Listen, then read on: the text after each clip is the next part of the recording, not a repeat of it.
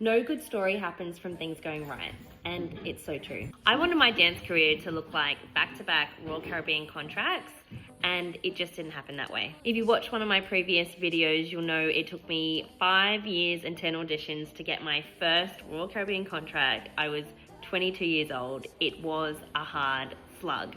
I started auditioning when I was 17, and I did other auditions as well for Universal Studios Japan, other Disney resorts, a whole bunch of different places like Princess Cruise Line, Norwegian, all of the ones. And say I would get to, maybe I would get cut at the first round, or maybe I'd get all the way through and then I just wouldn't hear. That's the nature of this business, and it was really, really hard mentally. But every audition, it really lit a fire in me because I saw other people getting contracts, and I thought to myself, no, screw it, I am going to get a contract as well. Even when you do get a contract, you're not always guaranteed another one. You are having to resubmit material.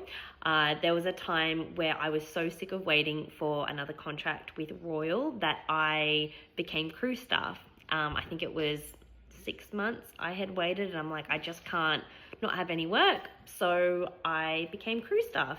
And at the time, I was so embarrassed watching the production cast and not being in it.